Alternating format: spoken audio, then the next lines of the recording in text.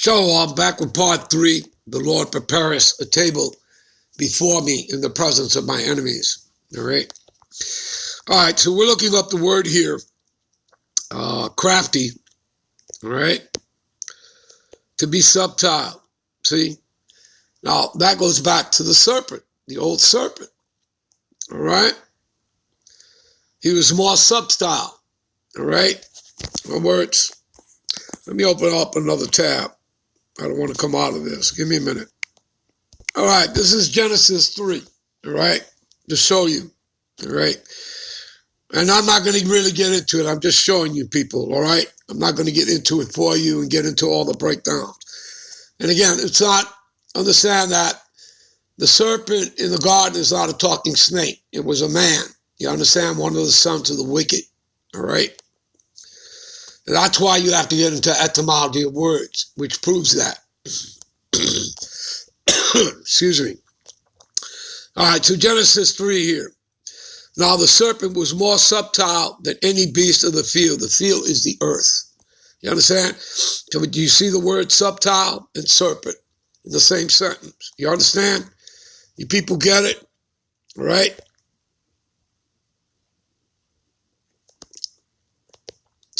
All right? And if you go down here to verse 15, all right? Okay? And I will put enmity between thee and the woman. The woman is Israel. And between thy seed and her seed, and it shall bruise thy head, and thou shalt bruise his heel. All right? That enmity, you people need to go look that word up, because that will explain all the racism and hatred, which is a perpetual, which means everlasting, never ending, forever, all right? That will explain all that to you by simply getting into that word enmity.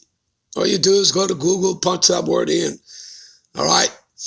And then click on the arrow so you can see all the nouns, all that meaning of what enmity is, all right? And that will give you people plenty of understanding as to how rooted that hatred, that perpetual hatred that they have for the Israelites is. You understand that? All right? And it was placed there. By who? The Heavenly Father. You understand? That is placed in the serpent. That serpent seed, that is placed in Esau, Edom. You understand? All right? All right. Let's get back to where we were, all right? The blue letter here. So to be subtle, this is what it means to be crafty, all right? Beware, take crafty counsel, right? Right? We know about that, the secret counsels, to be crafty, subtle, to be crafty, or to become shrewd, all right? Prudent, which means wise. You see that? All right? See right here, we're going to go right down here. You see this? Strong's definition. All right? The smoothness, to be cunning. That's another word you'll find when you're reading about the serpent that you read about in Genesis chapter 3, where I just took you to. All right? That's another thing. So to go along with the word subtle, that the serpent was more subtle than any in the field, meaning the earth. You'll also find the word cunning, okay, and other words, all right, other descriptions, which clearly tells you when you get into the full description of the serpent and getting into the words of subtle, all right, and cunning, you understand it's not talking about, some snake in the grass. It's talking about man, all right? All right? Just like, in other words, when the Bible is speaking about the devil, he's not talking about some guy in a red suit with 2 horns, a tail, and a pitchfork. No, he's talking about the human counterpart here on earth, okay? Because the devil means deceiver, all right? false accuser, slanderer. And Satan simply means adversary. But you people wouldn't understand those things when you're reading them because you simply take what you're reading literally without having the understanding of what the words you are reading really mean. Which means is then you have no understanding of what you're talking about. And what it is then is that you're on the outside looking in, and believing you have some type of understanding when you don't. Because you're caught up between that and the regurgitated lies that have been presented to you for centuries. So you're all thinking about it, talking about the spiritual entity, Satan, who's actually an angel who serves the Father on the left-hand side. No, it's not. Just like you read about that in Thessalonians. All right, you read about it in Thessalonians, I think right there, 2 and 9. All right, whose workings is after Satan. Whose workings and coming is after Satan. You understand? After the spiritual entity Satan. So you understand it's talking about man.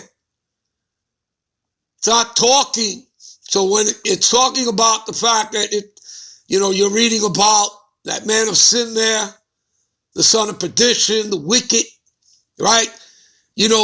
That dragon, the old serpent, which is the devil and Satan. It's talking about man. Just like when you read Revelations, the 13th chapter, where it's talking about the mark of the beast, the image, all right, meaning the system, okay? And the mark itself, which is the RFID microchip, all right?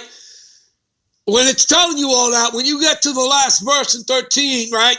Because again, you read this between verses 16 to 18, but in the 18th verse, it tells you, and the number of the name of a man, not some damn beast, not some damn entity of somebody in a red suit with two horns, a tail, and a pitfall. Man! And you read the same thing when you read Isaiah, the 14th chapter, all right? And you start around verse 12. Yeah, you saw Lucifer, fall from heaven. Basically fall out of power. He's in his heaven. The Edomite, the white man, he's in his power. We're in our hell. Hell is not a place, it's a condition. We're on the bottom, he sits on top. That's getting ready to be turned around by the Lord. He who is last shall be first, he who is first shall be last. All right? The point is that when you read the word Lucifer there, you all think it's talking about, again, the spiritual entity Satan. No, it means light bearer. It's talking about the Illuminati, the light bearers on the left-hand side. How do you know that? Because you have to continue reading down. All right? And as you continue to read down from that verse, from verse 12, when you get to verse 16 in particular, it'll tell you, is this the man that did, make the earth to tremble and did shake kingdoms? Do you understand that, people? It says man. Do you get it? Do you understand? Who destroyeth the earth and made the earth a wilderness. How did he do that? Cutting down the trees, right? Which creates oxygen. He that destroyed the earth shall be destroyed. How about his bombings? Okay? How about his bombings? Do you understand that, people? Do you get it? He made fire come out of the sky. That's his bombs. All right, you can go back to World War I. World War II, of course, he had his B-52 bombers. And in modern day, he has drone bombings. You understand, people? You get it? All right? All right.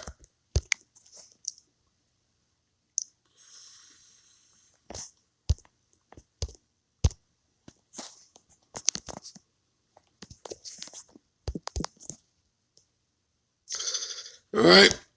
So I believe you people get the point.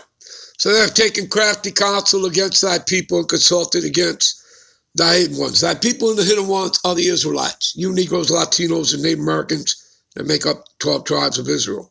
All right. They have said, come, let us cut them off from being a nation, and that the name Israel may be no more in remembrance. So these people have always been trying to kill you off, and they have. When you consider that the Lord tells you in Exodus 17:16 that we would be at war with Amalek from generation to generation. And who's Amalek? Amalek are the Edomites, the head tribe of the Edomites, the international banking families. That's who it's talking about. That's Amalek. Those are the Amalekites. All right? That was the wise of them. All right? The Teman branch. All right? Teman, when you know, again, that gets into the fact that's talking about the German branch of Edomites. All right? The Rothschilds. All right? Goes back to the word, you know, red shield, red child. You understand that? Esau, Edom. You can go back and you can look at,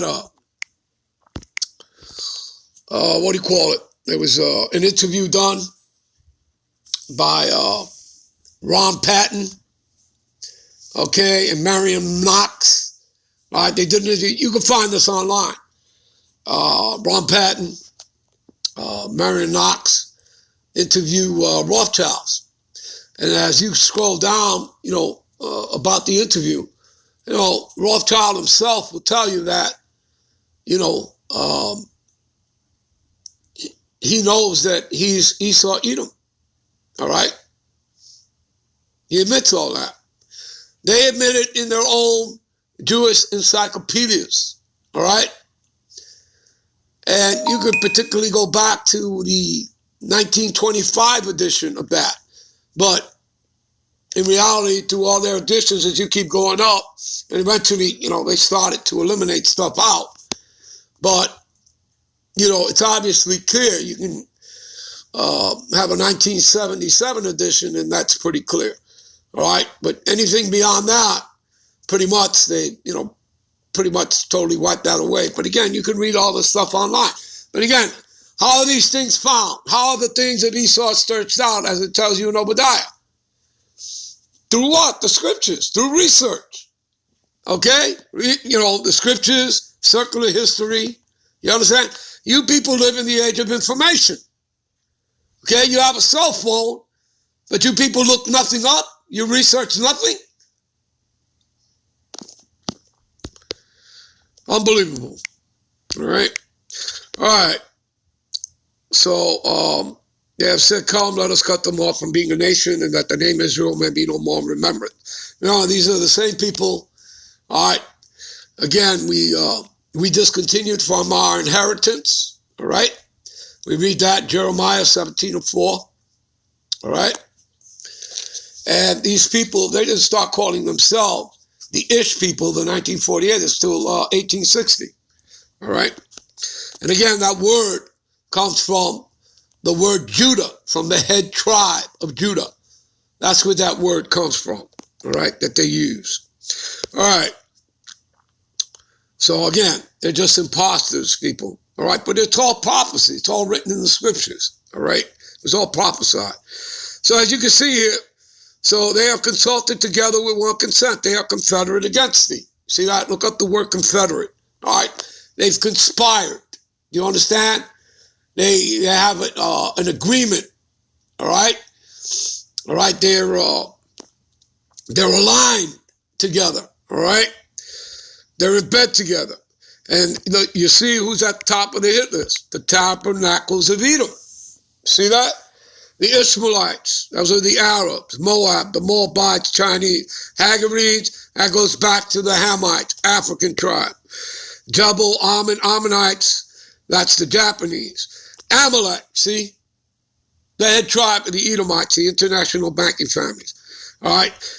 The Philistines, again, they actually go back to Canaanites, all right, which goes back to Ham, all right, the Hamites. All right, you get the idea. Anyway, we'll be right back with part 4. Shalom.